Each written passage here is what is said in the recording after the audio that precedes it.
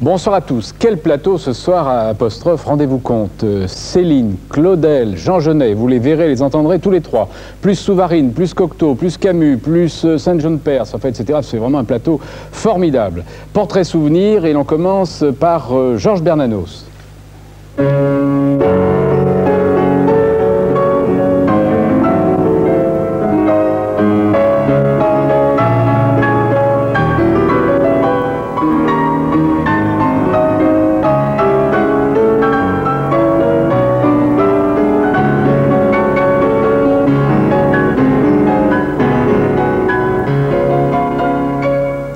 Pour le centenaire de la naissance de Bernanos, voici chez Plon un album vraiment complet et magnifique sur le grand écrivain catholique.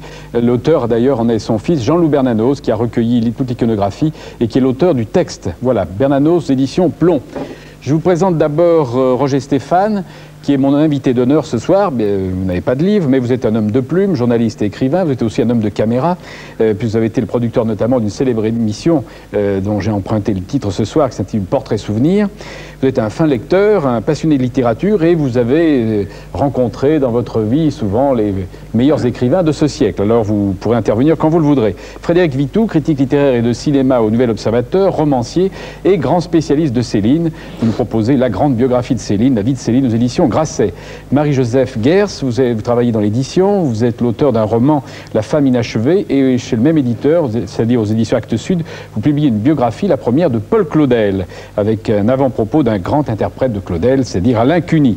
Charles Ronsac, longtemps journaliste, puis éditeur. Alors vous n'avez cessé de faire parler votre siècle, d'abord à travers les journaux, ensuite à travers les livres. Titre de vos mémoires, 3 noms pour une vie, aux éditions Robert Laffont.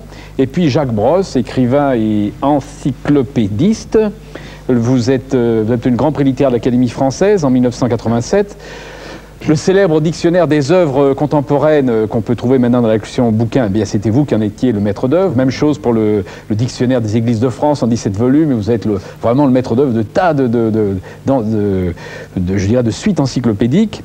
Et vous nous proposez un livre de souvenirs intitulé Les grandes personnes aux éditions Robert Laffont. Alors, les grandes personnes, bien entendu, c'est vous, parce que c'est bien normal, puisque entre vous, et puis c'est toutes les grands écrivains, peintres, grands ecclésiastiques, mondains et autres que vous avez rencontrés dans votre existence. Oui, mais alors là, il semble qu'il y en ait beaucoup, et il faut signaler que l'auteur a 17 ans quand le récit commence, et qu'il y en a 60 passés à la fin du récit. Donc il n'y a pas une telle abondance, ça se répartit sur le temps. Quand même, je trouve que vous en avez rencontré beaucoup, mais c'est bien d'ailleurs, ça ne me donnerait pas un livre aussi savoureux, parce que vous avez l'art du portrait, vous avez été une sorte de haut fonctionnaire international pendant quelques années, puis après vous êtes devenu éditeur et auteur, et c'est vrai, quand on voit cette galerie de grands personnages que vous avez rencontrés, quand même on se demande, est-ce que c'est le hasard qui les a mis sur votre route, ou bien est-ce que systématiquement les avez-vous recherchés? Mais non, c'est presque toujours le hasard. Mais il y en a que j'ai recherché. J'étais le disciple d'Albert Camus, par exemple. Là, c'est moi qui suis venu le trouver comme admirateur. Oui. Les autres, c'est un peu les hasards des voyages. Par exemple, à 15 ans, André Mauroy. Oui, par exemple. Oui. Alors, André Mauroy, vous avez 15 ans, vous rencontrez un académicien. J'avais 17 ans. Vous aviez 17 ans, bon. Et vous lui dites, je veux devenir écrivain. Oui, à peu près. Oui. Oui. Oui, oui. Et alors, il vous a dédicacé un livre. Oui. Vous vous rappelez la dédicace? Ah oui, oui. Alors, allez-y.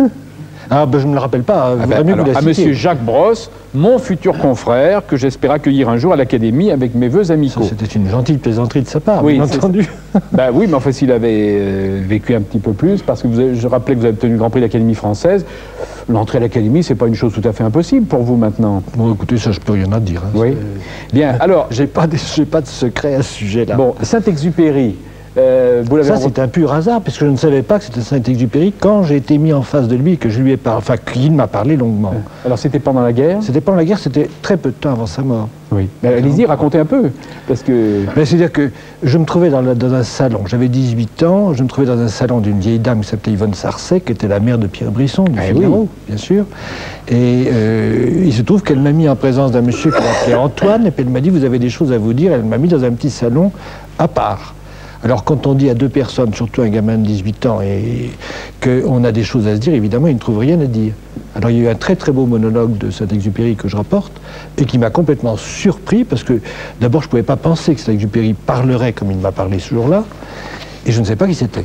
Oui. Alors quand je rentre dans le salon, après coup, parce qu'il est parti par la porte dérobée pour ne pas rencontrer les gens qui étaient là, parce qu'il y avait, disons, un monde assez mélangé, c'est Yvonne Sarcey, il ne voulait pas les voir. Oui, il a même dit, mais vous, jeune homme, que faites-vous donc parmi ces fossiles? Voilà. Parce qu'il y avait beaucoup d'académiciens. Qui étaient très très âgés. Oui, oui. Très âgés. Il y avait, la maréchale Joffre, par exemple, je ne pensais pas qu'elle existât. Mais que faisiez-vous, justement, vous, jeune homme? Là, j'étais le jeune qui essayait de connaître les grandes personnes. À cette époque-là, oui. Ah ben oui. Oui, ça je ne le cache pas. Oui. Il y avait le jeune snob qui voulait rencontrer des gens importants, bien sûr. Bon, vous avez été très déçu par Paul Valéry. Oh ben oui, mais je l'ai entrevu et j'imaginais quelqu'un d'extrêmement brillant et intéressant, ce qu'il était d'une certaine manière, mais son physique m'a étonné. D'abord, je ne sais pas qu'il était petit. Et puis ensuite, là, il se trouvait dans un milieu mondain où il a fait une espèce de conférence destinée aux dames qui étaient là. Je n'ai pas eu mon content. Oui, alors Albert, je l'ai vu qu'une fois. Oui. Albert Camus, il a été vraiment très gentil, très sympathique avec vous. C'était un peu votre maître, pourrait-on dire. Oui. Et en même temps, il vous a déçu. Ben, il m'a déçu parce que d'abord, on n'avait pas une telle différence d'âge. Disons, quand je l'ai vu, j'avais 24 ans, il en avait 32. Mais il était déjà un homme très célèbre à 32 ans, Camus. Et moi, je suis venu comme un disciple et finalement, il n'en voulait pas de disciple. Il était incapable d'en avoir. Qui ne tenait pas à en avoir. Et puis ensuite, il a pris les manuscrits, il n'a pas pu les passer. Et puis, il y avait surtout le fait que plus je le connaissais, comment dirais-je, plus l'homme me décevait par rapport à l'œuvre. C'est arrivé très souvent, ça. Oui. C'est-à-dire qu'en définitive, quand je l'ai connu, il avait déjà, pour moi, personnellement, déjà pratiquement terminé son œuvre à 32 ans. Enfin, pour moi, ses grands livres, c'est avant. Alors, j'attendais de lui autre chose, et puis il ne venait plus grand-chose. Il ne venait plus de la qualité des premières œuvres. Oui. C'est pour ça qu'il m'a déçu. Puis je ne le cache pas, il y avait aussi une ambition déclarée qu'il a déçu. Puisqu'il y a 2 livres qui sont passés par ses mains, qui devaient être publiés, que finalement il a renoncé à les publier. Comme tout jeune homme de 25 ans, je tenais beaucoup à la publication. En revanche, vous avez été fasciné par Saint John Perse. Ah oui. Oui, mais alors j'étais fasciné par Saint John Perse, mais lui, c'était Alexis Léger, c'était pas Saint John Perse, c'est toute l'histoire. Et comme l'histoire est arrivée à la même période à Claude Lévi-Strauss, Saint John Perse ne voulait même pas qu'on lui parle de poésie, il entendait décrire, définir son rôle politique et surtout son conflit avec De Gaulle. Oui, mais ça c'est le problème des écrivains qui sont en même temps hommes politiques. Oui, bien sûr. Quand ils sont avec des jeunes gens, les écrivains, ils aiment parler de la politique et non pas de la littérature, et inversement. Et puis là, il y avait un cas véritablement obsessionnel, parce qu'il était non seulement en exil, enfin il se considérait comme en exil, il était venu à Washington de son plein gré, mais aucun Français ne lui rendait visite à l'époque. Oui, parce qu'il était un peu pestiféré. Il était un peu pestiféré. Oui. Alors, les gens qui venaient le voir comme moi, je venais le voir, parce que c'était Saint John Perse, pour moi, essentiellement, il n'avait pas tellement de gens à qui il pouvait raconter son histoire, et il la racontait. Oui. Et il la racontait bien. Et il la racontait très bien. Oui. Mais moi, je voulais parler de ses poèmes, et puis... Oui, Charles Ronsard. C'est un des chapitres les plus passionnants, celui sur Saint John Perse, parce que moi, je connaissais la situation internationale, je le suivais de très près, et je dois dire que j'ai appris plus qu'ailleurs dans ce chapitre. Ça, vous êtes vraiment bon, parce que vous êtes supérieurement informé. Saint John Perse, la déception terrible qu'a provoqué en lui le mépris qu'a eu De Gaulle. De Gaulle ne lui pardonnait pas de sa brouille avec Roosevelt. Il rendait Saint John Perse, Alexis Léger, responsable de sa brouille avec Roosevelt. Des gaullistes m'ont dit depuis qu'effectivement j'avais peut-être un peu trop pris le parti de Saint John Perse et qu'en définitive De Gaulle avait réellement des raisons de lui en vouloir. Ne serait-ce que de ne pas l'avoir rallié à Londres, ce que De Gaulle avait demandé. Enfin, c'est ce qu'on m'a dit après. Mais d'ailleurs, De Gaulle s'est opposé ensuite à l'entrée de Saint John Perse à l'Académie. C'était un veto. Il avait son veto. Moi, je connais seulement un exemple d'un veto de Gaulle, c'est celui de Paul Morand. Mais je n'ai jamais entendu parler d'un veto concernant Saint John Perse. Il n'y a peut-être pas eu un veto de cette façon-là, mais on a fait savoir... Ah oui, mais c'est pas la même chose. Non, Paul Morand a été élu et De Gaulle a dit non. De Gaulle agissant en tant que protecteur de l'Académie. Et De Gaulle a dit non.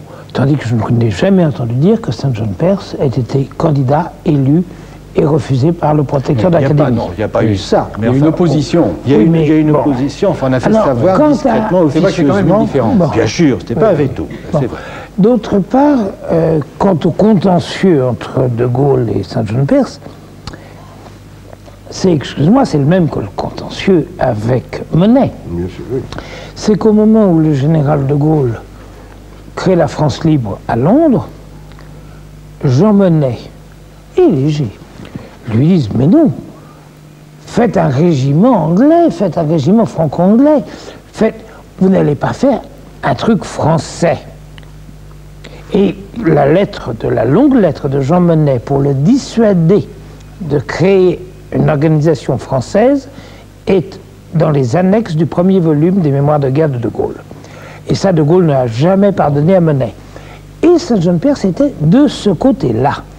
Et d'autre part, quand il y a finalement eu des contacts de Gaulle-Roosevelt, il semble que de Gaulle, alors je n'étais pas derrière les rideaux sous la table, hein, il semble que de Gaulle ait attribué à l'influence de Saint-Jean-de-Perse tous les préjugés que nourrissait Roosevelt à son égard. Ces préjugés étaient considérables, puisque quand de Gaulle est reçu par Roosevelt à Anfa, au Maroc, il y a derrière les rideaux les gardes de corps de Roosevelt qui ont dégainé.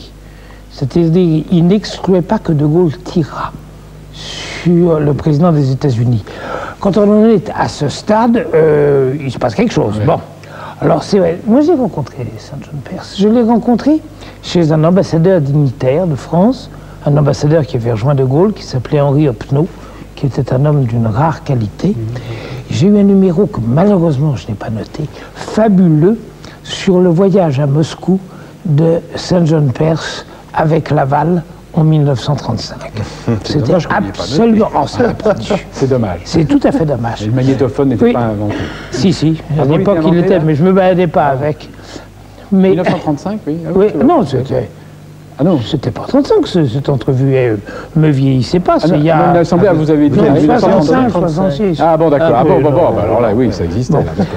Il y a quelque chose que j'aime beaucoup dans votre livre, un mot superbe, oui, de Xavier de Gaulle, arrivant à Genève comme consul général de France et disant à ses administrés français: je suis le cadet de vos soucis. Ça, je ne garantis pas l'authenticité. Ah bon, moi je l'aurais cité comme venant. Je l'ai entendu citer par la colonie de Genève, qu'il avait entendu. Oui. Alors, moi je voudrais dire, alors on parle de beaucoup, il y a votre vie aussi, Jacques Brosse, et alors, je voudrais dire, là je m'adresse aux producteurs et aux réalisateurs de cinéma et de télévision. Et je voudrais leur dire, ils peuvent lire évidemment avec profit cet ouvrage de Jacques Brosse, mais je leur conseille simplement la lecture de la page 174 à la page 186. Là, il y a un film fantastique à faire qui s'appelle Un mariage blanc. On ne va pas raconter l'histoire, mais il y a deux portraits de femmes prodigieux, la mère et la fille peut-être plus encore que la mère. Et là, je veux dire que là, il suffit maintenant de faire le découpage, les dialogues, et là, il y a vraiment un film vraiment épatant à faire. Je n'avais pas pensé à ça. Vous n'avez pas pensé, mais moi, c'est vrai. C'est pas à moi, il pense. C'est vraiment... Et le portrait de Kataoui que vous faites. Pourtant, c'est... Oui, mais Kataoui, pas très connu. Non, mais quel portrait merveilleux. Portrait formidable. Oui, mais alors, il y en a beaucoup d'autres. Il y a le portrait du cardinal Tisserand qui a hurlé de rire. Oui. Bon, Danielou, Bachelard, philosophe Bachelard, dont vous avez été l'intime, Rouault, le peintre. Et puis, il y a Henri Michaud, le poète. Parce qu'il n'y a pas beaucoup de gens qui sont entrés dans l'intimité d'Henri Michaud. Pendant 10 ans. Et pendant 10 ans, vous avez été un intime d'Henri Michaud. Oui. Enfin, je ne le voyais pas, pas tous les jours. Je le voyais à peu près une fois par semaine, tous les 15 jours. C'est ça. Mais avec votre épouse. D'abord avec Simone, mais c'est elle qui a fait la démarche, moi j'aurais jamais osé. Oui. Elle l'avait trouvée chez lui. Et puis après, finalement, cette femme entre nous, c'était trop. Enfin, il était très misogyne, Michaud. Voilà, c'est ça. Oui. Alors il y a eu des problèmes avec Simone qui n'a pas un caractère facile, et finalement, je suis resté seul avec Michaud. Puis finalement aussi, il s'est brouillé avec moi, en fait. Ah bon? Ben oui. Il se brouillait un peu avec tout le monde, on a l'impression. Un peu. Oui. Il était extrêmement susceptible, puis surtout, il était très capricieux. On ne pouvait jamais savoir si on allait le trouver d'une humeur exécrable à vous claquer la porte au nez ou s'il allait vous recevoir. Oui. Et il protégeait terriblement sa solitude, Michaud. Moi, ce que j'aime bien dans votre livre, Jacques Brosse, c'est que, bien sûr, vous avez une grande admiration pour vos aînés, pour les grands écrivains, mais en même temps, vous n'êtes pas à plat ventre devant eux. Vous faites des portraits vrais. Quand ils vous ont déplu, eh bien, vous le dites. Et ça, c'est... J'espère que je n'ai pas été injuste. Quelquefois, beaucoup trop de CV. Vous pensez on y parlera. Tout à l'heure. On parlera de Claudel dans un moment. Je pense à Camus. Moi, ce qui m'a beaucoup surpris, c'est que ce Camus, il est quand même au sommet de sa gloire. Il vous accueille, il vous écoute, il vous lit, il vous donne des conseils. Et vous semblez manifester par rapport à lui une sorte de... Je sais pas, il y a quelque chose, il y a une revendication. J'étais gêné par le personnage. J'étais gêné par le personnage. Oui. Je trouve que pour moi, jeune homme, Camus était gênant. Simplement parce qu'on le sentait, comme on dirait actuellement, pas très bien dans sa peau. Peut-être parce que le rôle qu'il avait à jouer... Ça vous le montrez très bien d'ailleurs, qu'il a l'air très mal à l'aise. Avec moi, il était très mal à l'aise. Bon, il n'avait aucune raison d'être mal à l'aise avec moi. J'étais un petit jeune homme rempli d'admiration. Oui, mais c'est lourd, l'admiration, c'est peut-être ça qui... Mais non, c'est peut-être ça, justement, dont je ne voulais pas. Hein, oui. Mais même par rapport à son œuvre... C'est peut-être que notre relation était partie pour lui sur une base fausse. Il n'y avait pas une telle différence d'âge, il avait 32 ans, mais il était au sommet de sa gloire. Moi, j'étais un petit jeune homme qui avait écrit quelques petits trucs, c'était tout. Hein. Donc j'étais éperdu d'admiration devant lui. Alors c'est peut-être, en effet, cette admiration excessive qui m'a amené, après, à être déçu. Hein. Mais même par rapport à son œuvre, c'est surprenant. Mais non, parce que par rapport à son œuvre... D'après vous, il a écrit L'étranger, c'était un peu un malentendu. On a le sentiment, en tout cas. Ah non, non. Que ça l'a dépassé. Non, Caligula... non, il en donne plusieurs ans. Non, moi je donne toute l'œuvre qu'il a publiée avant sa gloire, pour ainsi dire. Mais Jouhandeau, là aussi, il y a un long passage sur Jouhandeau que vous avez bien connu au moment de son 75e anniversaire. C'est ça, oui, j'ai célébré avec lui. Mais c'est vrai que vous faites irruption dans la vie de ces écrivains, vous ne restez pas très longtemps avec eux. Hein. Oui, Cocteau, vous le connaissez sur le tard. C'est vrai. Et vous devenez l'un de ses exécuteurs. J'ai aussi l'impression... J'ai tout de même l'impression que Jacques Brosse ramasse en un portrait, une fois, on a l'impression d'une visite, des visites qui sont assez nombreuses. Ah non, parce qu'il y a des cas où Saint-Jean-de-Pierre, je ne l'ai vu qu'une fois. Hein. Oui, mais Jouhandeau. Mais Jouhandeau, bien sûr, ben ça a duré quand même quelques années, 2-3 ans. Oui. Mais Jouhandeau, quels étaient vos rapports avec lui? Mais vous savez, Jouhandeau était à la fois admirable, passionnant et insupportable. Voilà. Ben oui. Et à la fin, le côté insupportable parfois l'emportait. Parce que comme il se redisait beaucoup, il vous racontait comme un inédit une chose qui était déjà dans ses livres, mais je dis qu'il le racontait différemment. Seulement, il vous le racontait, un mois après, il vous racontait la même chose. Parce qu'il ne savait plus, bien entendu. Il était un tel conteur. Et vous faisiez des confidences à vous sur ses aventures sexuelles? Ah oui, mais ça, c'est des confidences qui étaient tellement bizarres que j'ai soupçonné qu'il racontait n'importe quoi. Ah, comment ça? Oh bah oui. Comment dites-vous? Il avait 75 ans, il y avait un petit jeune homme qui l'attendait au Ritz dans un appartement qu'il avait loué pour le recevoir. C'était quand même un peu énorme. Hein. Pourquoi? Ah ben peut-être pas, mais je n'en sais rien. Oh là, je sais rien, c'était peut-être vrai. Mais j'avais l'impression parfois qu'il la rajoutait. Ah bon? Mais je crois qu'il rajoutait toujours, Jouhandeau. Oui. Hein, même dans son œuvre. Et après tout, est-ce que tous les écrivains ne rajoutent pas? Bien, alors on va vous donner la parole dans un moment pour Claudel, que vous avez rencontré aussi. On va voir pourquoi. Mais Marie-Joseph Guers, alors vous avez donc consacré, c'est une sorte de première biographie de Claudel à travers ses œuvres. À travers son œuvre, oui, parce que j'estime qu'un créateur, on le définit trop souvent à travers des événements, des anecdotes, des dates. Aujourd'hui, il a mangé telle chose qu'on appelle les contes de blanchisserie. Et pour moi, un créateur, c'est d'abord dans son œuvre qu'on le trouve. Et pas seulement dans ses aveux, mais beaucoup plus dans ce qu'il cache, dans les petites tricheries, dans les métamorphoses. Et l'œuvre de Claudel est bourrée de ce genre de choses. Oui. Claudel avait une horreur absolue de tout ce qui est autobiographie, sans doute parce qu'il avait peur qu'on le découvre. Enfin, en tout cas, il y avait certainement de cela.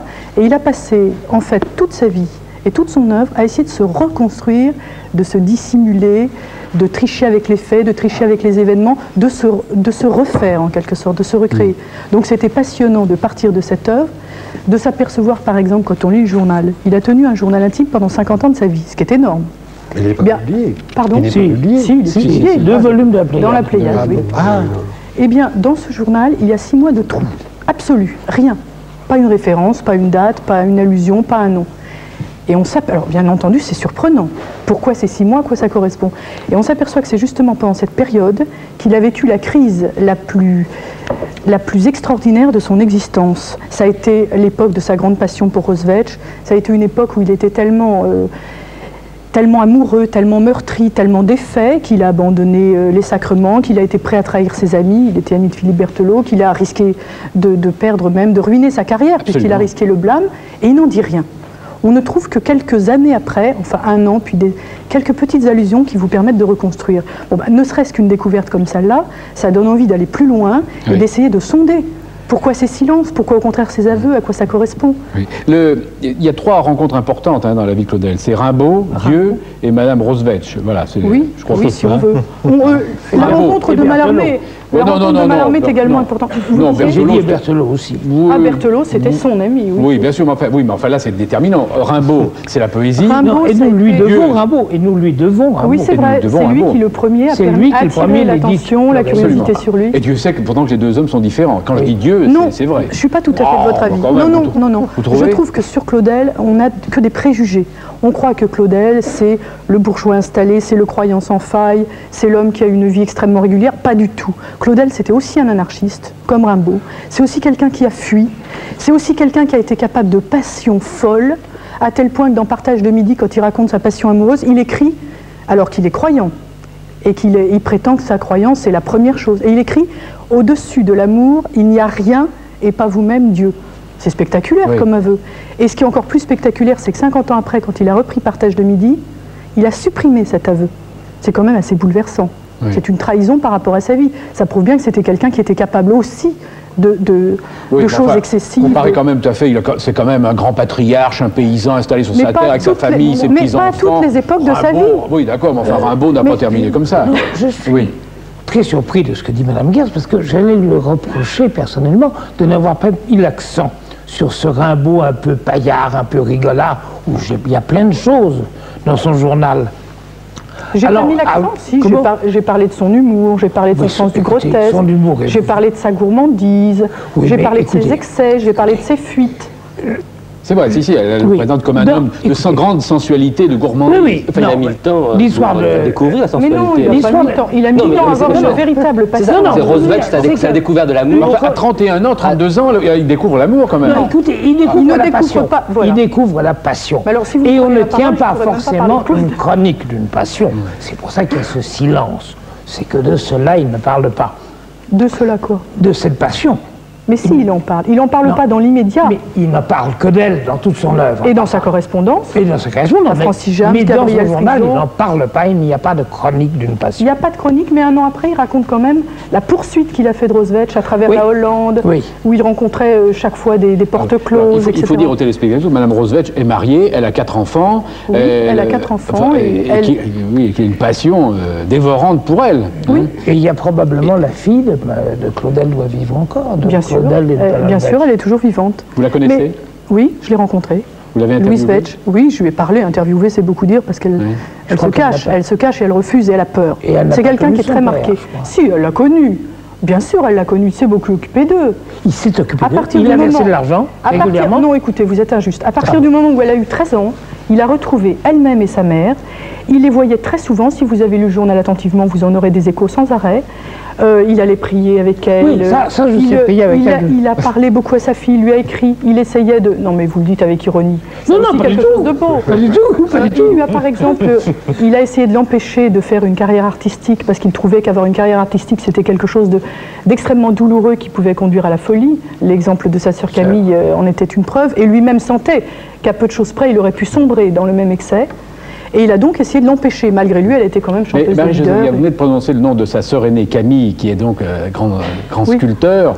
À mon avis, un plus grand sculpteur que Rodin, parce qu'il a la sensualité en plus. Et la même force. D'ailleurs, nous sommes tous impatients de voir le film dans lequel, en septembre-octobre, Isabelle Adjani joue le rôle de Camille. Et Depardieu en Rodin, c'est aussi une très bonne idée. Depardieu en Rodin, ça va être un grand événement cinématographique. Mais est-ce qu'à un moment, vous laissez entendre qu'il était jaloux, Claudel, de la créativité, des dons d'artiste de sa sœur? C'est très complexe. Bon, c'est vrai qu'il y avait une forme de jalousie, une forme de rivalité. Mais après tout, c'était aussi pour eux deux, un aiguillon. Ils se sont aussi beaucoup soutenus. On ne retient que le versant négatif de Claudel. Le versant positif, on l'oublie. Totalement. On l'oblitère. Je trouve ça d'une injustice folle. Cette sœur Camille, il l'a défendue, il l'a recommandée, il l'a louée, il parlait d'elle avec enthousiasme. Il y a des articles sur sa sœur Camille qui sont remarquables, où il parle de son art, où il sent quelle était sa force, sa puissance, son originalité. C'est extrêmement beau. Seulement les gens ignorent ça. Oui. Alors ils retiennent Camille mise à l'asile, c'est la faute de Claudel. Oui, mais vous le défendez, hein? Non, je ne le défends pas. Il n'a pas à être défendu. Il n'a pas à être défendu. Il a à être reconnu au sens claudélien. Claudel, on ne le connaît pas. Bon. Vous voyez, je n'ai pas à le défendre, j'ai simplement à essayer de montrer ce qu'il a fait, ce qu'il a été. Bon, je vous propose des films sur Claudel, il n'y en a pas beaucoup, il n'y en a même pratiquement pas, mais Claudel avait accordé à Pierre Dumayet, pour Lecture pour tous, un entretien à Brangue en 1954. Voici donc un extrait de Lecture pour tous, réalisation Jean Prat, Claudel, 54. Si vous permettez, je vais vous lire quelques petits poèmes de cette époque qui vous donneront une idée de l'atmosphère dans laquelle je vis actuellement. Le premier que je vous lirai, c'est un petit poème qui s'appelle L'Aube de juin. Nous sommes maintenant tout près du mois de juin, par conséquent, c'est un poème qui peut être considéré comme étant de circonstance. Le dernier rêve s'est enfui. Une lune sans couleur trépasse au fond de la nuit. Qu'ai-je fait de la douleur? Le jour nouveau, il a lui. Vite, levons-nous sans bruit. Quelle est cette divine odeur? Le dernier rossignol s'est tu, turlututu. Il est 5 heures du matin, un an chante en latin. Juin pendant que je dormais, s'est mis à la place de mai. C'est lui qui vient de m'octroyer cette rose de fleurs noyées. La terre a reçu le baptême. Bonjour mon beau soleil, je t'aime, un peu mouillé mais tout neuf. Le voici qui sort de son œuf, rouge comme un coquelicot, cocorico.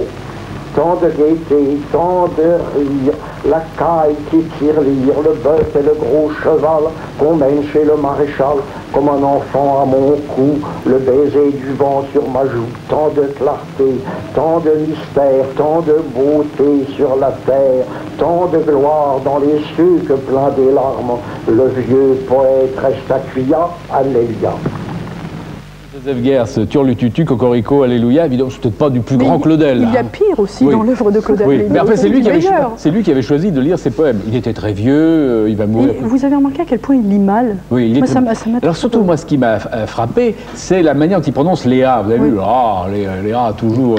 Mais c'était très important pour lui, la plus belle phrase, la plus belle poésie, c'était « Tant de royaumes nous ignorent », parce qu'il y avait une variété des A, des O, etc. Et pour lui, la phrase la plus épouvantable de la langue française, c'était la première de l'œuvre de Flaubert, Salammbô, avec uniquement les mêmes A.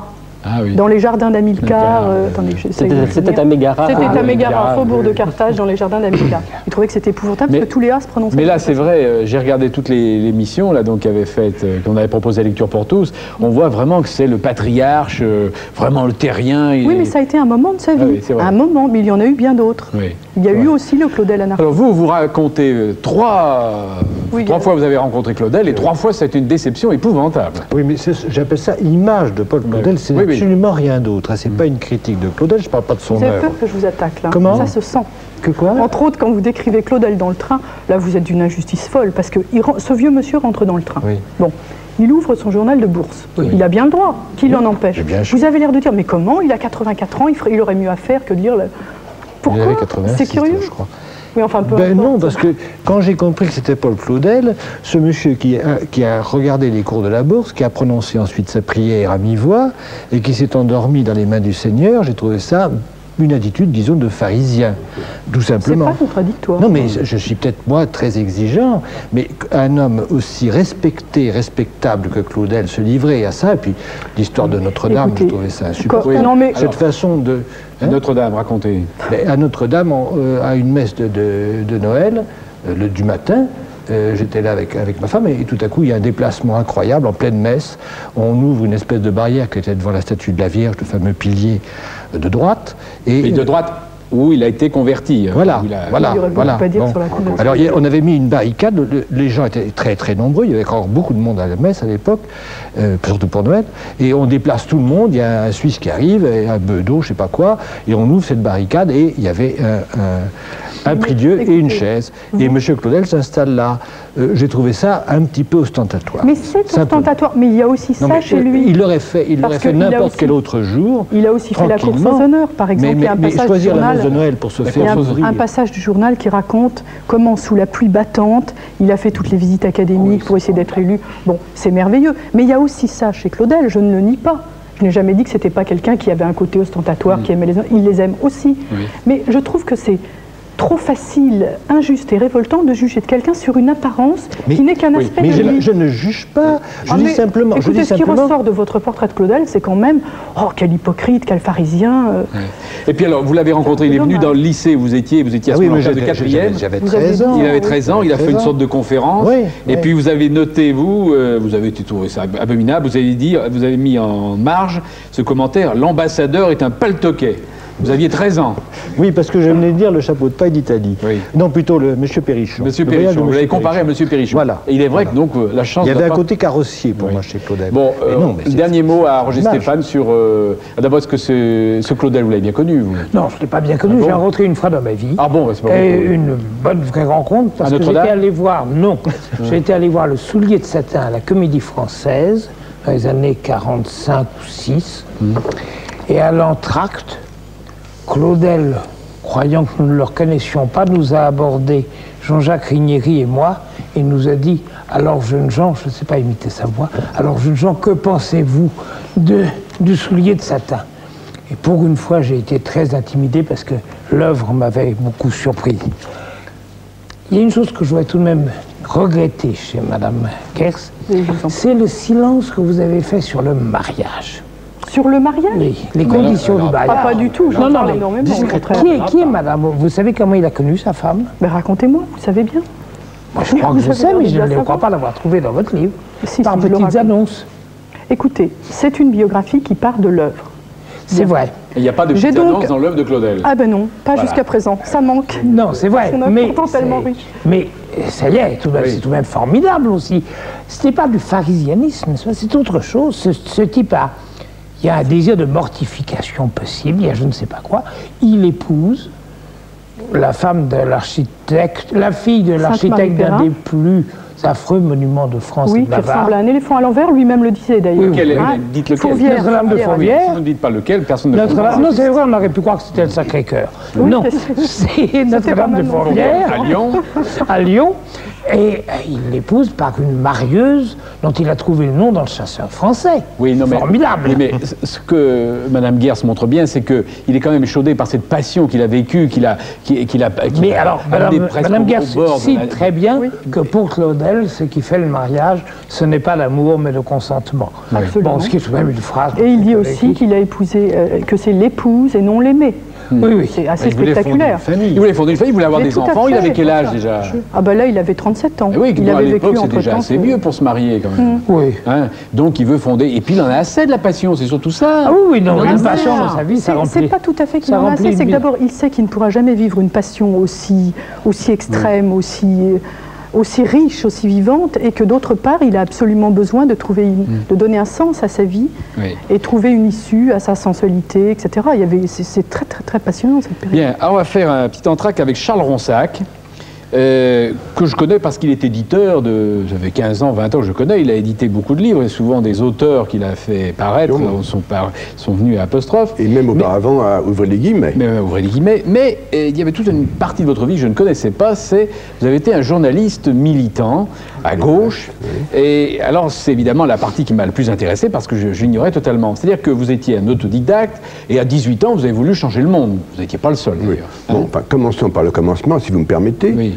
Bon. Ah non, vous n'allez pas raconter toute votre vie. Non, mais je veux quand même dire que quand je suis arrivé à 18 ans dans cet univers-là, je sortais d'un monde, je suis né à Paris de juifs polonais émigrés qui avaient fui les pogroms de la Pologne tsariste. J'étais à l'école publique. Je vivais dans un milieu, dans un logement très très pauvre. Nous étions 5 pour 2 pièces et 4 dans la même chambre. Bon, très très pauvre. J'étais un écolier très doué. Mes parents ignoraient qu'on pouvait avoir une bourse pour entrer au lycée, car à l'époque, beaucoup l'ignorent aujourd'hui, il fallait payer. Jusqu'en 1932, jusqu'à ce que Herriot prenne cette décision de la gratuité, il fallait payer. Bon, et puis alors, à 15 ans et quelques mois, j'ai commencé à travailler. Mais quand je me suis aperçu de tout ce qui me manquait, j'ai pris une fringale de savoir, et ça, c'est comme ça que je suis arrivé dans ce milieu, car ça a commencé par ce qu'on appelait à l'époque une université populaire, où un monsieur nommé Henri Marx, qui était auteur dramatique également, m'a initié à la philosophie, à la sociologie, à la religion même. Et j'ai commencé à lire, et à faire des conférences. Et c'est dans ce milieu-là que Boris Souvarine, un beau jour, à la recherche de jeunes gens pour à la fois entrer dans le parti et dans l'opposition, car il espérait toujours reprendre le pouvoir. Oui, alors, Souvarine, je vais dire un mot. Deux mots sur Souvarine, parce que vous avez un peu oublié. Hein. Bon, Souvarine, c'est un juif d'origine russe, il est né à Kiev, il s'est trouvé pendant la guerre déjà dans le mouvement révolutionnaire, la pacifiste, Première Guerre mondiale, oui, et au moment du congrès de Tours, il est en prison à la Santé, avec un ou deux camarades. Bon, ils ont fait ce qu'on a appelé la motion du congrès de Tours, qui a marqué la scission du Parti socialiste et la fondation du Parti communiste. Souvarine a été un des fondateurs du Parti communiste. Bon, il a siégé à l'Internationale communiste auprès de Lénine, de Trotsky, de Zinoviev, de Kamenev, de tous ces dirigeants de la Révolution. Tout ça a duré jusqu'en 24. Quand je le rencontre, moi, nous sommes en 26-27. Bon, il me séduit. Il y avait ce qu'on appelait encore la fameuse lueur venue de l'Est, la Révolution. On était très... Et puis, en effet, on voulait refaire le monde, on voulait faire la Révolution. Oui, mais lui, déjà, à l'intérieur du parti... Lui, déjà, avait été exclu, donc, en 1924. Mais il espérait toujours reprendre le pouvoir à la faveur des luttes pour le pouvoir qui se déroulaient à Moscou, n'est-ce pas? Car, bon, Lénine était mort, Trotsky était là, il y avait Zinoviev et d'autres, je ne vais pas entrer dans les détails. Oui, non, il ne faut pas entrer dans les détails. Non, là, simplement, donc vous êtes un partisan de lui, et tout d'un coup, vous entrez au Parti communiste, mais vous entrez dans le Parti communiste tout en étant déjà opposé au parti, à l'international. Alors, c'est Souvarine... C'est ça qui s'appelle l'entrisme. C'est Souvarine qui, délibérément, me fait entrer à la fois au parti et dans l'opposition. Et dans l'opposition au parti. C'est-à-dire dans le cercle qu'il a fondé, qui s'appelle le cercle Marx et Lénine, dont je suis vite devenu le secrétaire. Et c'est comme ça qu'à l'âge de 18 ans, je me suis trouvé dans la cellule du Georges Marchais de l'époque, qui s'appelait Pierre Semard, qui a été fusillé par les nazis par la suite, il faut que je le dise. Et j'ai lu là, à haute voix, devant Semard, ce qu'on a appelé le testament de Lénine, c'est-à-dire ce document dans lequel Lénine a demandé aux camarades de méfiez-vous de Staline, être brutal, etc. Bon, et puis Semard m'a dit, là voilà la droite internationale. C'était moi la droite internationale dans le parti, pas à l'extérieur du parti. Bon, et ça a continué. Oui. Et vous avez vu la première du cuirassé Potemkin? Alors, j'étais en effet, alors là au moment, alors qu'est-ce qu'on faisait au cercle? Nous étions peu nombreux. Mais on espérait influencer les gens à l'intérieur du parti par toutes sortes de propagande, par des tracts, des affiches, etc. Et en effet, il existait les amis de Spartacus, et un jour, on a projeté le Potemkin en privé, enfin, pour les militants, mais on était quand même quelques centaines, peut-être un millier, dans une grande salle de Grenelle, et là, nous avons lancé des tracts qui contenaient, le tract contenait la lettre, d'ailleurs bouleversante, adressé par Yoffé avant de donner la mort à Trotsky. Et c'est ça, c'était la lettre de Yoffé. Et même, vous avez écrit vous-même à Trotsky de la part de Souvarine. Oui, alors ça, un peu plus tard, plus tard, j'ai écrit à Trotsky, qui était proscrit à Prinkipo, en Turquie, pour lui offrir... on avait... La GPU avait fait incendier, avait fait brûler la bibliothèque de Trotsky. Nous avons pensé qu'il fallait des livres. Je lui ai écrit de la part de Souvarine pour lui offrir une partie de la bibliothèque pour la reconstituer. Bon, après vous avez quitté le parti et puis vous êtes devenu journaliste. Mais journaliste, je dirais, militant, à gauche. Et là, vous avez été journaliste jusqu'à... Alors, j'ai été journaliste non professionnel, politique, dans les années 30, jusqu'en février 1934, n'est-ce pas? J'ai collaboré à un hebdomadaire, là, bon, alors, en février 1934... Non, puis après, vous êtes devenu un journaliste professionnel. Alors ça, le professionnel, c'est tellement à la fin. Ah bon, quand je suis entré au Pyramide, alors bon... Non, parce qu'on ne peut pas raconter tout, Charles Ronsac. Non, mais on ne va pas raconter... Non, mais je veux dire maintenant, votre ensemble, après, j'englobe tout là maintenant. Donc vous êtes devenu journaliste, vous êtes journaliste de gauche. Absolument. Et alors, vous dites, étrange destin de journaliste que le mien, je n'ai travaillé que dans des journaux condamnés à mourir. C'est vrai. Oui, mais probablement parce que justement, vous étiez dans des journaux militants. Et puis aussi parce que j'étais avant tout un journaliste d'idées. J'étais moins attiré par l'information objective, dans la mesure où ça existe, que par le commentaire. Et je me donnais l'impression d'influencer l'opinion, n'est-ce pas, en commentant. Je croyais contribuer à l'histoire. Je faisais l'histoire, c'était ça. Oui. Pendant des années, j'ai fait ça. Bon, et votre grand journal, ça a été Franc-Tireur. Ça a été Franc-Tireur. Ça a été Franc-Tireur, oui. Absolument. Après la guerre, bien entendu. Après la guerre. Qui était le rival du combat de Camus. Alors, Franc-Tireur, à l'époque, tirait plus que combat. Mais le combat de Camus dure très peu de temps. Non, mais pas du tout. Le combat de Camus dure très peu de temps. Camus doit quitter combat en 48. Absolument. Moi, j'ai connu Camus au marbre. Franc-Tireur continue. Oui. Moi, j'ai connu Camus quand il était au marbre de combat, et moi, celui de Franc-Tireur, n'est-ce pas? C'est en effet dans les années 47, de 45 à 47, oui, c'est ça. Alors, est-ce que vous étiez encore à Franc-Tireur quand Jacques Brosse a publié un article sur l'URSS? Je me suis demandé. J'étais encore à Franc-Tireur. Le rédacteur en chef était Georges Atman. Oui. Je suis devenu, moi, co-rédacteur en chef quand Del Duca a racheté le journal. Oui. Mais auparavant, bon, j'étais un journaliste de politique étrangère. Oui. Alors Jacques Brosse, vous avez publié à la une un article étonnant, Franc-Tireur. Une série. Une série. En deux mots, dites. Oui, c'est-à-dire qu'au retour d'un voyage du RSS où j'étais allé à titre privé, parce que Simone représentait Combat, ma femme, à l'époque. Le combat qui existait encore. Oui, bon. Oui. Enfin, moi, j'y vais et je reçois des confidences d'un tas de gens, d'un tas de jeunes dans la rue, tellement étonnantes. C'était en 55. J'ai même vu Staline dans son cercueil de verre, il était encore exposé à l'époque. Et puis, ces confidences étaient tellement étonnantes que j'avais vu nulle part ce ton-là. Cette jeunesse qui finalement se proclamait léniniste et anti-stalinienne. Je suis peut-être bien tombé ou mal tombé, ça représentait peut-être pas grand-chose en URSS à l'époque, mais enfin c'était tellement bouleversant que pendant le retour, j'ai vraiment pris toutes les notes possibles là-dessus. Et puis je me suis présenté un soir tard, à Franc-Tireur, où j'étais un inconnu complet, et Altman est arrivé, et il a regardé ces trucs, il m'a dit, mais dites donc, mais c'est quand même très intéressant, parce que j'ai pas vu ça ni dans le Figaro, ni dans aucun journal, je le passe. Seulement, ça m'a brouillé avec ma concierge, comme je le raconte, qui était une femme charmante, mais qui était une communiste militante, et qui ne m'a pas parlé pendant 6 mois. Oui, mais qui après... Après a dit que j'avais eu raison. Vous avez eu raison, voilà. C'était réconcilié. Bien, revenons à Charles Ronsac, on parlera, alors... vous avez été donc évidemment la cible préférée du PC pendant un certain moment. Oui, c'est-à-dire que jusqu'au disons à la naissance du Comefom, à l'affaire Tito, jusqu'au schisme yougoslave, les communistes, il y avait des communistes dans la rédaction de Franc-Tireur. C'était une forte minorité. Un des 2 directeurs était communiste, un des 2 rédacteurs en chef était communiste. Et puis il y a eu cette histoire. Bon, où dans Franc-Tireur et dans un hebdomadaire qui était celui du Rassemblement démocratique révolutionnaire, où j'étais avec Sartre, avec Grousset, avec Roger Stéphane d'ailleurs, là nous avons explosé. Nous avons explosé. Et le résultat de tout ça, ça a été la première scission dans la presse issue de la Libération, en 48. En octobre 48, les communistes sont partis à Libération. Libération, à l'époque, dirigée par Emmanuel Dastier de la Vigerie, n'est-ce pas?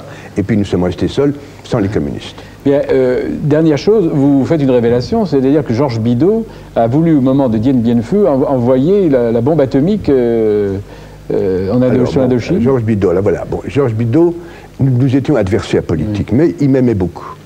Et pendant la conférence de Genève, j'étais devenu un peu son confident. Enfin, il me racontait. Une fois même, quand il y a eu un énorme conflit à propos de l'évacuation des blessés de Dien Bien Phu, que les chefs communistes refusaient, n'est-ce pas? Il m'a demandé qu'est-ce que vous feriez à ma place. C'était insensé de la part d'un homme comme Bidault. Bon. Et puis, en effet, un jour, il m'a dit, j'ai demandé à Dulles qui était le secrétaire d'État américain, j'ai demandé à Dulles si on pouvait utiliser l'arme atomique tactique pour dégager Dien Bien Phu. Bon, alors ça ne s'est pas fait, heureusement. Mais... Je viens de relire, sachant que j'aurai le plaisir de voir ce soir, je viens de relire les mémoires de Bidault. Les as-tu lus? C'est un livre tout à fait curieux, corrosif, publié sous le manteau. Il ne dit pas tout, oui. Et il raconte cette anecdote autrement que toi, puisqu'il dit que Dulles se foutant de lui, quand Bidault pleurait de l'imminence de la défaite de Dien Bien Phu, Dulles lui dit, vous voulez la bombe? Ah ben ça, attention, ça c'est avant. Avant l'ouverture de la conférence, Dulles a dit, voyant ce qui se passait à Dien Bien Phu, a dit, en anglais, you want the bomb, vous voulez la bombe, n'est-ce pas? Alors, c'est en partant de là, peut-être que Bidault s'est fait des illusions. Oui, mais Bidault dit, on note à ce récit, on prétend que c'est moi qui ai demandé la bombe. Bon. En tout cas, ça, cette anecdote est authentique. Alors, passons maintenant à Céline. Vous n'avez pas connu Céline. Je suis un peu étonné parce que il y a Altman qui est un ami de Céline. Et vous n'avez pas connu Céline? Alors, Altman a été un grand ami de Céline en 1932. Il a été l'un des artisans du lancement du voyage. Oui, bien sûr, mais ça c'est raconté. Mais vous connaissiez Céline ou pas? Non, vous ne l'avez pas connu. Mais comment j'aurais pu connaître? Avant la guerre? Non, je n'ai pas connu. Ben, pourquoi pas? Bien sûr. Alors, Frédéric Vitou, vous en êtes à votre 4e livre sur Céline, mais celui-ci évidemment le plus important, je pense même que c'est un des grands livres publiés en France cette année, c'est un livre qui va faire autorité, je ne crois pas qu'avant longtemps on puisse écrire une autre biographie de Céline, bien qu'avant vous il y a eu cette biographie en 3 volumes de François Gibault. Bon, mais d'où vient cet acharnement, je dirais, biographique sur Céline? Acharnement biographique, je ne suis pas certain, parce que vous avez cité la biographie de François Gibault qui a fait un travail d'enquête remarquable, mais de véritables biographies de Céline, au fond, il n'y en avait pratiquement pas, à part celle de Gibault. Moi-même, j'avais fait beaucoup de livres, j'avais fait une biographie du chat de Céline, vous vous en souvenez, mais une biographie de Céline lui-même, je n'en avais pas fait. Et pourquoi avoir fait une énorme biographie de Céline? Probablement pour une raison simple, c'est que d'une part, l'œuvre de Céline, on le sait, est une immense transposition d'expériences autobiographiques. Autrement dit, raconter la vie de Céline, c'est être amené sans arrêt à confronter les exagérations, les inventions, les délires, la création célinienne à la réalité elle-même. Et en plus, la vie de Céline est tellement passionnante. C'est un homme qui traverse, avec toutes ses contradictions, ses excès, ses terreurs, tout le siècle, qui traverse la guerre de 14, qui connaît le colonialisme, qui traverse les problèmes de l'engagement politique d'avant-guerre, qui va connaître les problèmes de l'occupation, de la libération et tout, quoi. Donc, moi, je trouve formidable cette vie de Céline. De Céline, mais il y a un témoignage beaucoup plus étonnant, c'est celui de Madame Édith Follet-Lebon. Dites qui est Madame Édith Follet-Lebon. Madame Édith Follet est la première épouse de Céline. C'est une femme qui... On est surpris de savoir qu'elle existe encore. Ah bah oui, elle est en pleine forme. Elle est une femme... parce qu'on l'a un peu oublié. Tout à fait. Mais c'est une femme dont le témoignage m'a été très précieux, parce que c'est une femme qui a connu Céline en 1919.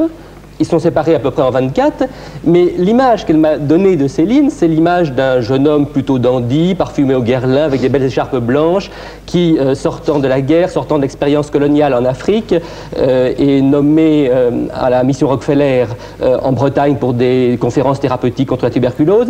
Et disons, c'est Céline qui va s'embourgeoiser au fond avec elle. Et c'est un Céline inattendu, parce qu'on a toujours l'image du prophète imprécateur, un peu clochard de Meudon. On n'a pas cette image d'un jeune homme de 28 ans qui est très sulfureux, parce qu'il a quand même connu des drôles d'expériences. Il a connu en particulier Long Vitou. Vous en êtes à votre 4e livre sur Céline, mais celui-ci évidemment le plus important, je pense même que c'est un des grands livres publiés en France cette année, c'est un livre qui va faire autorité, je ne crois pas qu'avant longtemps on puisse écrire une autre biographie de Céline, bien qu'avant vous il y a eu cette biographie en 3 volumes de François Gibault. Bon, mais d'où vient cet acharnement, je dirais, biographique sur Céline? Acharnement biographique, je ne suis pas certain, parce que vous avez cité la biographie de François Gibault qui a fait un travail d'enquête remarquable, mais de véritables biographies de Céline, au fond, il n'y en avait pratiquement pas, à part celle de Gibault. Moi-même, j'avais fait beaucoup de livres, j'avais fait une biographie du chat de Céline, vous vous en souvenez, mais une biographie de Céline lui-même, je n'en avais pas fait. Et pourquoi avoir fait une énorme biographie de Céline? Probablement pour une raison simple, c'est que d'une part, l'œuvre de Céline, on le sait, est une immense transposition d'expériences autobiographiques. Autrement dit, raconter la vie de Céline, c'est être amené sans arrêt à confronter les exagérations, les inventions, les délires, la création célinienne à la réalité elle-même. Et en plus, la vie de Céline est tellement passionnante. C'est un homme qui traverse, avec toutes ses contradictions, ses excès, ses terreurs, tout le siècle, qui traverse la guerre de 14, qui connaît le colonialisme, qui traverse les problèmes de l'engagement politique d'avant-guerre, qui va connaître les problèmes de l'occupation, de la libération et tout, quoi. Donc, moi, je trouve formidable cette vie de Céline. Bien entendu, vous avez recueilli le témoignage de Lucette Détouche, qui est la veuve de Céline, mais il y a un témoignage beaucoup plus étonnant, c'est celui de Madame Édith Follet-Lebon. Dites qui est Madame Édith Follet-Lebon. Madame Édith Follet est la première épouse de Céline. C'est une femme qui... On est surpris de savoir qu'elle existe encore. Ah bah oui, elle est en pleine forme. Elle est une femme... parce qu'on l'a un peu oublié. Tout à fait. Mais c'est une femme dont le témoignage m'a été très précieux, parce que c'est une femme qui a connu Céline en 1919. Ils sont séparés à peu près en 24, mais l'image qu'elle m'a donnée de Céline, c'est l'image d'un jeune homme plutôt dandy, parfumé au guerlin, avec des belles écharpes blanches, qui, sortant de la guerre, sortant de l'expérience coloniale en Afrique, est nommé à la mission Rockefeller en Bretagne pour des conférences thérapeutiques contre la tuberculose. Et disons, c'est le Céline qui va s'embourgeoiser au fond avec elle. Et c'est un Céline inattendu, parce qu'on a toujours l'image du prophète imprécateur, un peu clochard de Meudon. On n'a pas cette image d'un jeune homme de 28 ans qui est très sulfureux, parce qu'il a quand même connu des drôles d'expériences. Il a connu en particulier Londres, où il a été à la limite de fréquenter le milieu, épousant sans doute une prostituée londonienne. Donc Édith et Lucette n'ont pas connu le même Céline? Pas du tout. Ouais. Est-ce qu'elles se connaissent? Oui, parfaitement. Il m'arrive assez souvent d'ailleurs de dîner avec toutes les deux, avec ces deux femmes. Donc elles s'entendent bien? Ah, très bien, oui. D'ailleurs, elles n'ont jamais été rivales, parce que l'une l'a quitté en 24, l'autre l'a connu en 36. Mais ce qui est très intéressant, c'est quand je parle avec ces deux femmes, de voir qu'elles, bien sûr, elles ont connu le même homme, mais pas tout à fait le même homme. Au fond, c'est un portrait en stéréophonie que j'ai grâce à elle. Finissons-en avec Céline et les femmes. Il a connu beaucoup de femmes. Il y en a une autre qui s'appelle Elisabeth, à qui il a dédié le voyage au bout de la nuit, oui, bien sûr. qui est une américaine. C'était le grand amour de Céline, je crois. C'était le grand amour de Céline. Bon, mais il a des rapports quand même curieux avec les femmes. Écoutez, Madame Édith Follet, par exemple, me racontait une chose très amusante il y a quelques jours. Elle me disait que lorsqu'il avait divorcé d'elle, il était quand même assez proche parce qu'il avait une fille, et un jour... Céline tenait à présenter à sa première femme sa maîtresse qui était Elisabeth Craig, en disant mais tu vas la voir, elle a une poitrine formidable, elle a des seins, mais... Et alors c'était dans un hôtel à Paris, dans le hall d'un grand hôtel, et il disait à Elisabeth montre tes seins à Édith, et Elisabeth Craig ouvrait son corsage et sortait ses seins pour les faire admirer à la première femme de Céline, ce qui prouvait de la part de Céline une sorte de, non seulement de, faut pas libéralisme, c'est pas le mot qui convient, mais il n'était pas du tout, il aurait voulu que toutes les femmes qu'il avait connues s'entendent et s'aiment entre elles. Oui, un rêve difficile souvent à tenir. Oui, vous citez un texte étonnant. Moi, voyeur, c'est lui qui parle. Hein. Moi, voyeur, cela me chaud et parfaitement et depuis toujours. Voyeur, certes, et enthousiaste consommateur, un petit peu, mais bien discret. C'est-à-dire qu'il était beaucoup plus voyeur que consommateur. Je crois. C'est un homme qui aimait, disons, connaître, comme on dit bibliquement, une femme une fois ou deux fois. Il s'en lassait assez vite. Et au fond, c'était le voyeur type. Alors, il s'en lassait sur le plan sensuel, mais il gardait pour elle beaucoup de tendresse. Beaucoup de tendresse. C'est un homme qui a toujours été d'une grande fidélité et d'une grande amitié à l'égard des femmes qu'il avait connues. Oui. Tout à fait. Alors, je trouve que vous résumez bien comment la vie de Céline va basculer en disant le 1er mai 1924, Louis Détouche soutenait sa thèse de médecine, mais c'est un écrivain qui voyait le jour ce jour-là même. Je crois que sa thèse de médecine consacrée à l'écrivain, vous voyez, lapsus, au médecin Semmelweis, qui est un médecin hongrois qui avait trouvé un remède contre la fièvre puerpérale. Et il a fait une thèse de médecine assez bâclée sur un plan de l'enquête médicale, mais il y a vraiment des formules extraordinaires de ce jeune homme qui écrit des phrases en évoquant la Révolution française, en parlant de Louis XVI guillotiné, au tranchant de son cou, jaillit une sensation nouvelle, l'égalité, dit-il, avec des métaphores absolument étonnantes. Et avec des erreurs historiques. Complètes, il s'en fiche. Mais aucune importance. Ouais. Et d'ailleurs, ce qui est bien, c'est que ces examinateurs ont été très impressionnés par la qualité de sa thèse. Et le professeur Brindeau, je crois, qui était son directeur de thèse, a dit, mais c'est un écrivain, je crois, qui est né là. Oui. Et puis, vous avez raison de dire que c'était un voyeur, mais c'était aussi un écouteur. Et là, c'est tout le style de Céline. Je crois. Céline, c'est un homme avec qui on ne dialoguait pas, je crois. Il y a peu de gens qui ont vraiment parlé à Céline. D'un côté, Céline est un homme en représentation, et tous les témoins de Céline, tous les amis de Céline disaient que quand Céline parlait, c'était absolument extraordinaire. C'était un homme qui imitait, qui était drôle, méchant, avec une verve formidable. Et parfois, c'était au contraire de Céline taciturne. C'est Céline qui aimait écouter des amis comme Le Vigan, comme le peintre Jean-Paul. Et c'est un homme qui était toujours à l'écoute de tout. Et qui était curieux, c'est un homme qui voulait toujours tout voir, non seulement voir le spectacle du monde, si je puis dire, mais également voir naturellement les décors, les coulisses, ce qu'il y a de plus sordide, de plus tragique, de plus médiocre, de plus convulsif, de plus horrible. Bien, on va l'entendre là. Il avait accordé à Lecture pour tous, en 1957, une interview à Pierre Dumayet, toujours dans une réalisation de Jean Prat. Donc voici Céline. Dernière question de l'entretien. Vous demandez un dernier mot. La mode est au mot de la fin en ce moment. Vous m'avez dit tout à l'heure, mes dernières paroles, si j'en avais, ce serait... Oh ben, c'est-à-dire que voilà, je vois dans ces flots d'invectives, je vois surtout des gens qui boivent, qui mangent, qui dorment, qui font toutes les fonctions humaines, qui sont toutes assez vulgaires. Et je dirais qu'ils sont lourds. Et leur esprit est lourd, c'est ça qui me semble surtout. Il n'a jamais cessé d'être lourd. J'ai remarqué, j'ai lu tellement de vers, et particulièrement des vers du 17e, des vers soi-disant galants. J'en ai trouvé 3-4 de bons sur des milliers, n'est-ce pas? Il y a très peu de légèreté chez l'homme, il est lourd, n'est-ce pas? Et alors maintenant, il est extraordinaire de lourdeur. Depuis l'auto, l'alcool, l'ambition, la politique le rendent lourd, encore plus lourd. C'est ce qui il est extrêmement lourd. Nous verrons peut-être un jour une révolte de l'esprit contre le poids. Mais c'est pas pour demain. Pour le moment, on est lourd. Alors, je veux dire, en effet, si j'avais à mourir, j'ai dit, il était lourd, voilà, c'est tout. Oh, ils étaient méchants, parce qu'ils étaient lourds, n'est-ce pas? Ils étaient lourds. Alors, ils étaient lourds, jaloux d'une certaine légèreté. Ils sont jaloux, comme jaloux une femme qui porte un coutil, n'est-ce pas, contre celle qui porte vêtue de dentelle, comme celui qui a un percheron contre un pur sang. Jaloux d'être lourd, n'est-ce pas, c'est tout. Infirmes. Ils pèsent, ils sont infirmes, n'est-ce pas? La lourdeur les rend infirmes. Par conséquent, on peut se méfier ils sont prêts à tout. Oh oui, ils sont prêts à tout. Ils sont prêts à tout. Et pour activer encore la lourdeur, ils boivent, n'est-ce pas? Alors quand ils boivent, c'est des marteaux pilons. C'est effrayant, n'est-ce pas? Et les marteaux pilons sans contrôle. Oui, c'est surtout ça qu'ils ont. Ils activent, ils augmentent leur poids. Au lieu de se rendre légers. Alors, ils ne sont pas du côté d'Ariel. Ils sont de plus en plus calibans. De plus en plus. Merci. Oui. Frédéric Vitou. À propos de cette lourdeur qui est une obsession d'ailleurs d'hygiéniste et qui peut-être d'ailleurs rejoint d'ailleurs certaines théories raciales et racistes de Céline d'ailleurs, et de l'obsession de l'alcool par exemple. Dans un autre entretien, il parlait de l'alcool qui à ses yeux a été un facteur de décadence de la civilisation occidentale et quelqu'un lui demandait mais à quand faites-vous remonter cette lourdeur de la société? Il dit au 5e siècle avant Jésus-Christ, lorsque les Grecs ont planté la vigne, tout était fini. Ce qui prouve d'ailleurs le côté apocalyptique de Stéphane. Non. Écoutez, je voudrais dire d'abord que j'ai lu avec passion le livre de Vitou. Travail formidable. Formidable.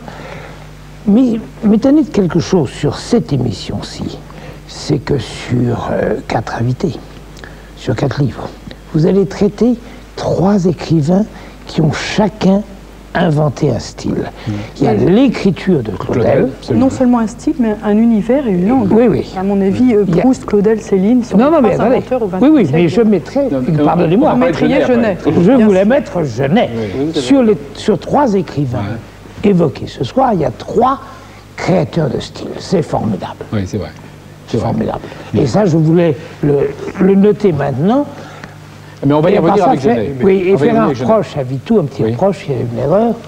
Enfin, peut-être qu'il y en a peut-être des petites autres. Mais parler de Céline n'est pas comparable à son langage écrit. Moi, je trouve qu'au contraire, c'est pas très loin. Oui, Jeanne, vite. Il n'est pas sérieux de dire que Gide et Claudel étaient des antisémites résolus. À une époque. Non, mais écoutez, je connais très bien l'œuvre de Gide, je crois, et assez bien Gide. Il y a eu 6 mois, ailleurs, je raconterai peut-être pourquoi, où Gide a eu des humeurs contre des juifs. Et d'ailleurs, c'était contre Léon Blum, ce qui est drôle. Mais c'était bien avant l'autre guerre. Oui.